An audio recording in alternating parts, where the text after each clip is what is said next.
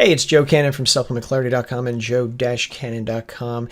Today I want to talk about something interesting, and that is it possible that stiff muscles may be linked to stiffer blood vessels, and which in turn may increase your risk of heart disease? It's a topic that I've been keeping tabs of for several years, and I thought it was worthy of bringing to your attention. This research I'm about to show you, it may actually change the way you exercise. Let's see what we can see. So the very first study I ever saw about this came out in 2009. It was this investigation. Poor trunk flexibility is associated with arterial stiffening. In other words, stiffer blood vessels. Stiffer blood vessels don't vasodilate or open up like they should, or at least as well as they should. The investigation that we're looking at here involved 526 people between the ages of 20 and 83 years of age. Everybody in the beginning and at the end of the study did a common flexibility test called the sit and reach test, designed to measure the flexibility of the hamstrings and low back muscles. If you've never seen the sit and reach test, again, open up a new tab in your browser at YouTube and just type in sit and reach test. You'll see lots of people talking about it and demonstrating how it's performed. But what did they find? Well, in the people who were older and middle-aged, they noted that those with the highest inflexibility also had the highest stiffness of their blood vessels. So stiff muscles translated into stiffer blood vessels. Now, interestingly, they didn't see this in the younger people. And when I first read this study years ago, I thought perhaps this might be due to the fact that the younger people had greater aerobic ability. Aerobic exercise, we know, has a beneficial effect on blood vessel health. But there have been studies that came out since this which cast doubt on my original assumptions. For instance, here's a study here, effective Bikram yoga on arterial stiffness in younger and older adults. Basically, we've got 42 people. They're younger, they're middle-aged. They do a Bikram yoga program for 8 weeks, 3 times a week. Bikram yoga is hot yoga. You're basically in a room that's at least 100 degrees Fahrenheit. And again, what do they find in this study? Again, basically in the younger people, interestingly enough, you find that the yoga improves arterial stiffness. So blood vessels get less stiff. But oddly enough, not in the older people, which again is a little odd, not sure what to make of that, but it does lend more evidence that being more flexible leads to more healthier blood vessels. Well, okay, that's good. This is not the only study out there. Let's continue. So we've got this investigation, came out in 2014.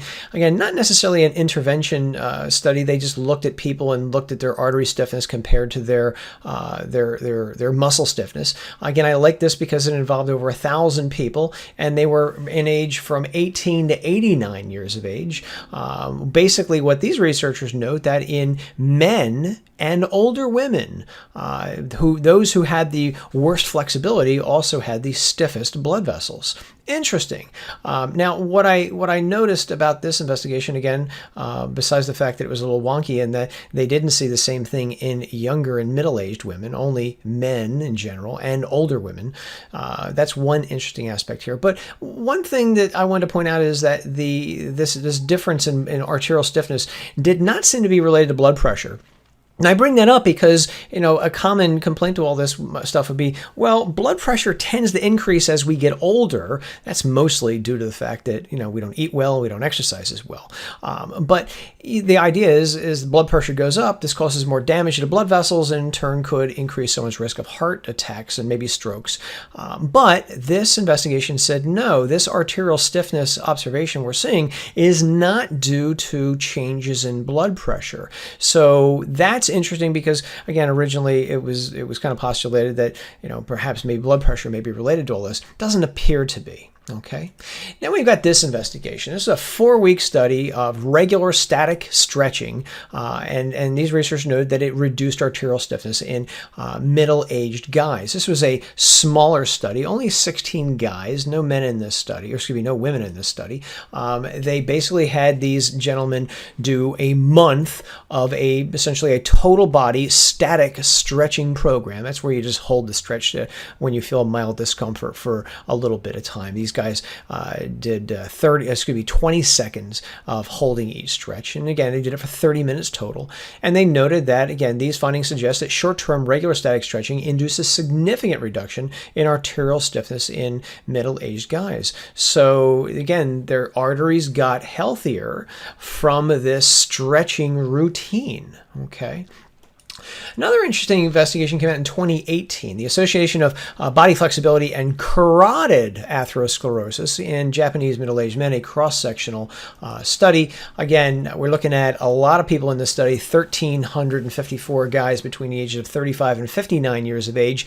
None of these guys had any kind of significant overt history of heart disease. Now, what these researchers did was they said, yeah, we'll do the sit and reach test. Well, most studies of this topic do sit and reach test, but they also wanted to measure what's called the arm extensibility test, which is essentially an upper body flexibility test. And there they looked at the carotid arteries, the main blood vessels that go up the side of the neck that provide blood and oxygen to the brain. And they noted that those people who had the worst trunk flexibility for low and the worst upper body flexibility had the greatest degree of essentially what they call early onset atherosclerosis, again, stiffening of those carotid arteries and plaque building up inside of them. Again, these were in guys who are, generally people would think they're pretty healthy, but because of their inflexibility, you could say, this appears to play a role in the degree of stiffness and heart disease formation in their carotid arteries. Okay, very interesting stuff. There's quite a few studies that do show a similar association between tight hamstrings and tight muscles in general and tight, stiffened blood vessels. So what does all this actually mean? Well, looking at all the studies across the board I saw, poor flexibility seems to be associated with greater arterial stiffness, okay? Stiffer arteries, not so good because they could increase the risk of heart disease. What I'm talking about is heart attacks, strokes, and stuff like that.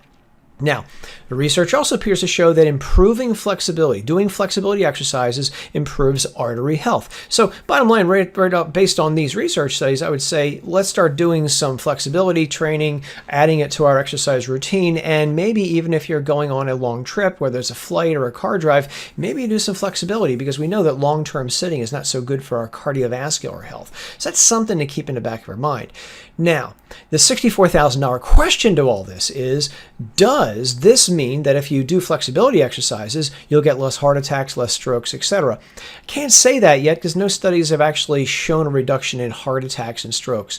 What we can say is that stiffer muscles seem to be related to stiffer blood vessels. It would take a long-term study to show reduction in heart disease, but I think the writing is on the wall right now. I don't think we need to wait for this type of a study. I think we should be doing some more flexibility exercises and note that when we are stretching our muscles, it's not just the muscles that are getting stretched. The blood vessels are too.